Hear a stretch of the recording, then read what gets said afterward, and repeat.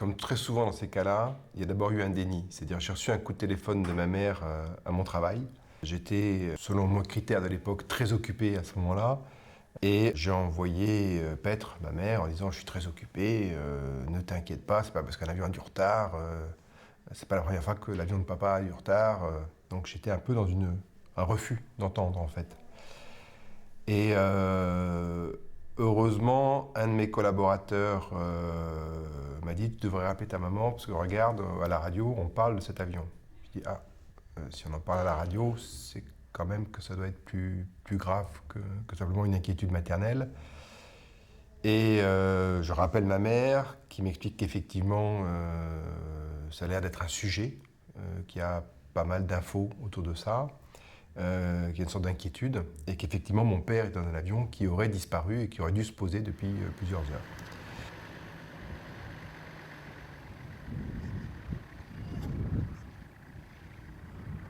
C'était d'autant plus inquiétant qu'on avait deux personnes qui étaient très bien placées pour nous donner de l'information de première main. J'avais d'une part le frère de mon père, mon oncle, qui était secrétaire général du gouvernement à l'époque, donc il faisait partie de la cellule de crise, et un oncle qui était rédacteur en chef au Monde. Donc deux canaux d'information, et eux non plus n'avaient pas de nouvelles. Et donc on a attendu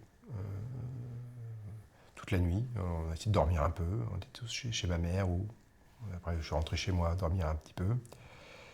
Et le lendemain matin, on a vu des images de l'endroit où l'avion s'était écrasé, vue du ciel. Mais même là, on n'y croit pas. Mon père avait fait un stage de survie en cas de crash aérien quelques mois avant. Je pensais que, entre guillemets, qu'il était un peu invincible. Enfin, c'est une vision un peu romanesque. On était en fait imperméables à toute information tant qu'on n'avait pas la certitude de la mort. Même si on savait que c'était possible, mais on refuse toute autre information, et ça je crois que c'est ce qu'on retrouve dans tous les attentats. Tant qu'on n'a pas l'annonce définitive du fait qu'il n'y a pas de survivants, on y croit toujours, même si on sait que c'est infime. Alors malgré les photos aériennes qu'on voyait, on ne voulait toujours pas y croire. C'était au journal de 13 heures qu'on a su qu'effectivement il n'y avait aucun survivant. Donc l'information, on l'a eue par la télé. Ensuite, il y a eu des coups de téléphone du Quai d'Orsay, il y a eu un certain nombre d'appels, enfin voilà, il y a eu des prises de position, enfin il y a eu mais à ce moment-là, on décroche. On éteint tout, on se replie sur soi. Chacun a des réactions complètement différentes, nous on était un peu écroulés. Et ma mère, à ce moment-là, éteint la télé, une fois qu'on sait qu'il n'y a plus de survivants, et elle se dit, bon, maintenant on va aller acheter les rideaux, parce que mes parents venaient d'aménager à Paris, et c'était ce qu'elle avait prévu de faire avec mon père. Et sa réaction, ça a été de reprendre la vie comme si de rien ne s'était passé. Ce qu'on a vécu tous de façon très violente, mais c'est une sorte de survie. Et là aussi, c'est quelque chose qu'on retrouve systématiquement dans tous les attentats, c'est que les réactions peuvent être très diverses. Elles sont souvent extrêmes, et il n'y a aucune bonne ou mauvaise réaction. C'est-à-dire qu'il faut qu'on apprenne on apprenne aux victimes que c'est normal qu'éventuellement leur conjoint ou leur proche ne réagit pas comme eux. Et on doit apprendre aussi à l'entourage que toutes ces réactions sont normales.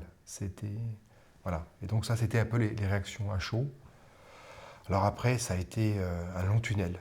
Un long tunnel avec la reconnaissance du corps, avec une cérémonie religieuse, avec l'enterrement, la reconnaissance des objets.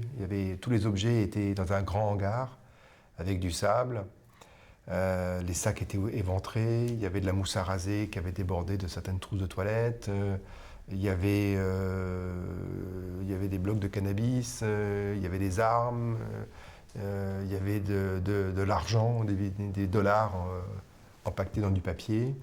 Voilà, c'était assez surréaliste, et là on nous demandait d'identifier ce qui pouvait être à nous. Et j'étais avec ma mère et on a effectivement identifié les bagages de mon père. On a remis à ma mère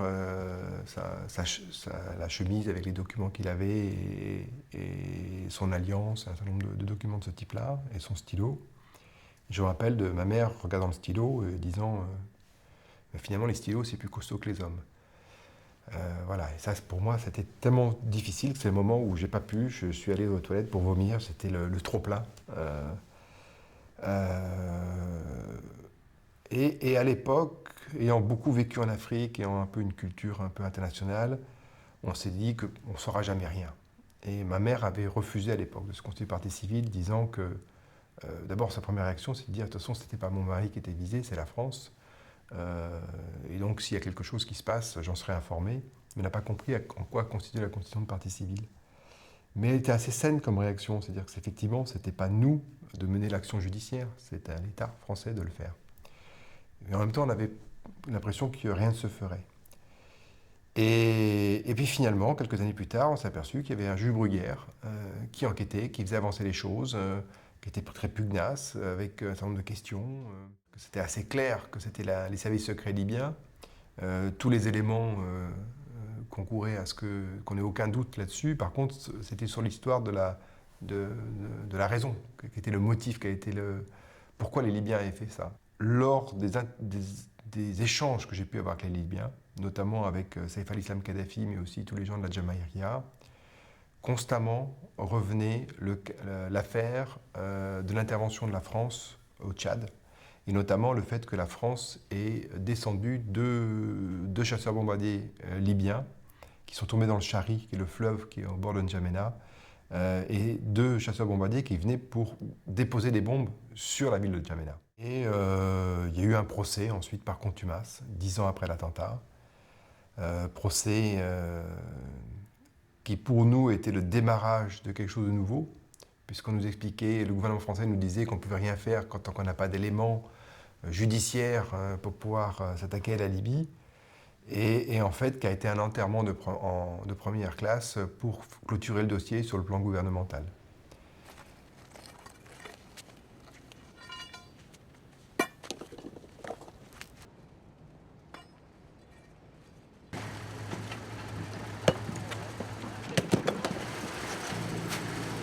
Ériger un mémorial a deux significations. C'est marquer notre empreinte dans le temps et dans l'espace.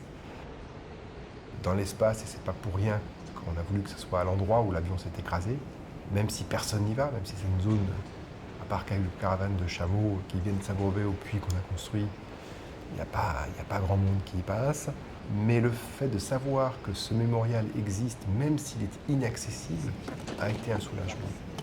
Parce que nous avons marqué notre territoire. Nous avons dit ici, il s'est passé quelque chose de dramatique qui ne doit jamais être oublié, et qui ne sera jamais oublié parce qu'il y a un monument pour en perpétuer la mémoire. Et ça a été un moment d'apaisement final pour l'ensemble des familles. C'est-à-dire qu'il y a eu toutes les négociations, il y a eu l'indemnisation, et le mémorial a été vraiment un soulagement. Paradoxalement, puisqu'en plus, personne ne peut y aller. Mais le fait de savoir que le nom de toutes les victimes est inscrit sur ce monument, avec leur âge et leur nationalité, c'est un endroit qui leur appartient.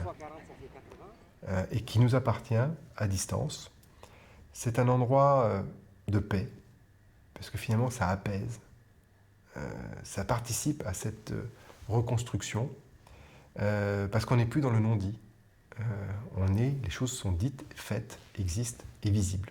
Et donc le mémorial est constitué d'une rose des vents, avec les 4 points cardinaux. On a redessiné exactement la forme de l'avion, dans la direction qu'il prenait, et on a mis des pierres partout où il n'y avait pas cette forme d'avion. 170 miroirs brisés, à tous les 2 degrés, et donc il manque les quelques miroirs au nord, et puis sur chacun des axes, parce qu'on a fait un axe de circulation.